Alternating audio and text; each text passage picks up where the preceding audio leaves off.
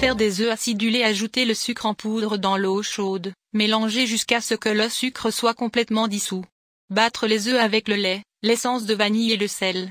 Tamisez le mélange de 2 fois pour obtenir un mélange d'œufs lisse. Sortez les tartes du réfrigérateur, versez soigneusement le mélange d'œufs dans chaque coquille de tarte.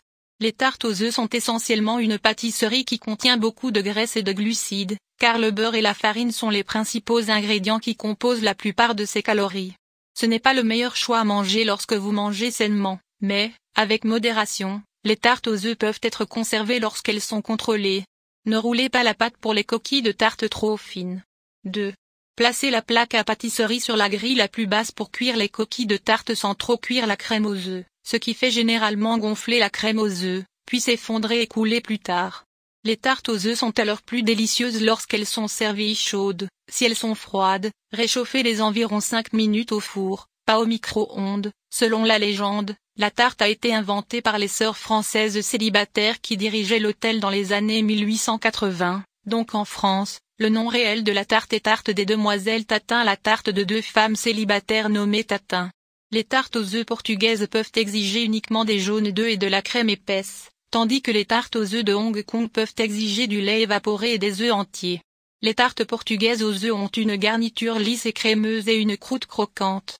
Ils ont un goût laiteux, rappelant une crème anglaise et sont plutôt sucrés. Vous pouvez réfrigérer les tartes aux œufs dans un contenant hermétique une fois qu'elles sont complètement refroidies. Les tartes peuvent être réfrigérées jusqu'à 3 jours.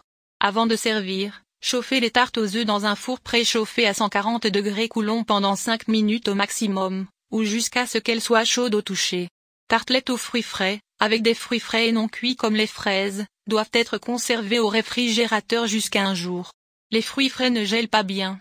Les tartes aux fruits comme la cerise et la pomme peuvent être conservées à température ambiante 1 à 2 jours ou 7 jours au réfrigérateur. L'un des desserts chinois les plus célèbres est la tarte aux œufs classique, une délicieuse pâtisserie composée d'une coquille extérieure feuilletée avec une crème aux œufs crémeuse mais ferme au centre.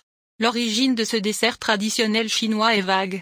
On pense qu'il est né des contacts chinois avec les traditions culinaires occidentales, mais il est également probable qu'une forme de crème aux œufs existait avant l'influence de l'Occident.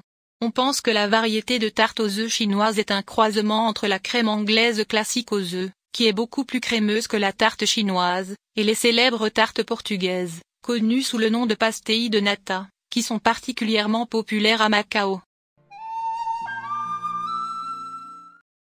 Le kombucha est une boisson fermentée effervescente généralement à base de thé noir ou vert. Le processus de préparation du kombucha commence par du thé sucré et du SCOBY, une culture symbiotique de bactéries et de levures, souvent appelée champignon ou mer. L'association est laissée à fermenter pendant quelques semaines avant de subir la deuxième fermentation en bouteille. Le kombucha est ensuite généralement réfrigéré pour ralentir le processus de fermentation et de carbonatation. Au cours de la deuxième fermentation, le breuvage peut être aromatisé avec des fruits, des jus de fruits, des épices ou des herbes. La boisson qui en résulte est pétillante et a généralement une saveur distinctive acidulée et subtilement sucrée. Il est fabriqué en ajoutant des souches spécifiques de bactéries, de levures et de sucre au thé noir ou vert, puis en lui permettant de fermenter pendant 1 semaine ou plus. Au cours de ce processus, les bactéries et la levure forment un film en forme de champignon à la surface du liquide.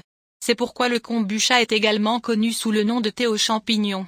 Les affirmations sur le pouvoir du kombucha pour faciliter la digestion viennent du fait que la fermentation produit des probiotiques. Les probiotiques aident à lutter contre la diarrhée et le syndrome du côlon irritable, et ils peuvent même renforcer votre système immunitaire. Lorsque le kombucha est fabriqué à partir de thé vert, vous bénéficiez également de ces avantages. Les 2 boissons sont riches en probiotiques bénéfiques qui mettent votre intestin en bonne forme, et les 2 sont excellentes pour l'hydratation. Alors que le kombucha semble avoir plus de nutriments comme les enzymes et les antioxydants, le kéfir d'eau contient un plus grand nombre de souches de bactéries probiotiques. Donc, ce que vous consommez se résume principalement à une question de goût. Le thé fermenté et acidulé préféré de tous, le kombucha, essaie juste de faire une pause. En 2010, certaines marques de kombucha ont testé entre 0,5 et 2,5% ABV, rendant illégale la vente de la boisson aux mineurs. En conséquence, Whole Foods a retiré son stock de thé fermenté. Ces bactéries peuvent améliorer de nombreux aspects de la santé, notamment la digestion, l'inflammation et même la perte de poids. Pour cette raison, l'ajout de boissons comme le kombucha à votre alimentation peut améliorer votre santé de plusieurs façons.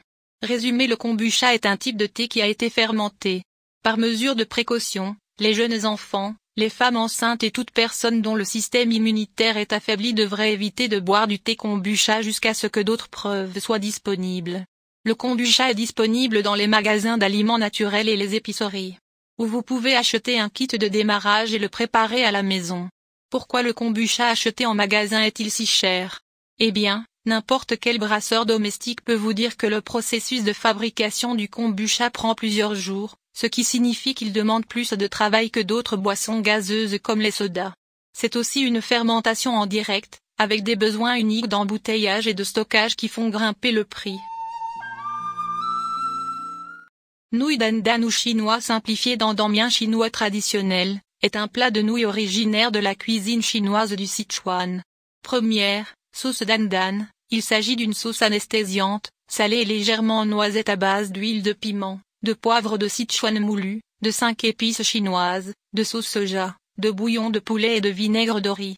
L'huile est fabriquée séparément, ou vous pouvez utiliser celle achetée en magasin, puis incorporée aux ingrédients pour fournir les nouilles anesthésiantes, chaudes et élégantes. Parce qu'en plus d'être chaudement épicé, le dandan est intensément savoureux, riche en toutes sortes de bienfaits umami.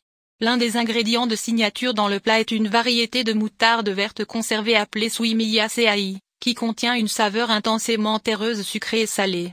Non seulement, les nouilles dandan sont un plat chaud, mais le niveau d'épices aide à réchauffer votre corps. L'épice de notre huile de piment provient des grains de poivre rouge du Sichuan et des flocons de piment rouge. Personne ne recommande sauterne pour accompagner vos nouilles dandan. Mais on dit souvent que les plats asiatiques épicés se marient bien avec des vins plus doux et typiquement blancs comme un demi-sec chenin blanc, un Riesling demi-sec ou le Moscato d'Asti préféré des foules. Nouilles dandan, le champagne rosé est ici un choix solide, tout comme un rosé encore croquant et un Shiraz moyennement concentré. Poulet frit à sec, un Cabernet Sauvignon bien fait peut fonctionner ici, j'ai été choqué quand je l'ai essayé. Les nouilles traditionnelles dandan sont un vrai classique de la cuisine chinoise. La star du plat est une sauce épicée servie avec les nouilles. À base d'huile de piment, de légumes en conserve, de poivre du Sichuan et parfois de pâte de sésame ou d'arachide, la sauce éclate de chaleur et de saveurs complexes. La viande, le plus souvent du porc ou du bœuf feu haché, est également couramment incluse, mais sert principalement de garniture. En Chine, les variétés ne diffèrent que légèrement, mais dans le monde entier, les nouilles traditionnelles dandan ont été adaptées au palais occidental plus doux et utilisent beaucoup moins d'épices. Merci d'avoir regardé. Veuillez aimer, partager, s'abonner.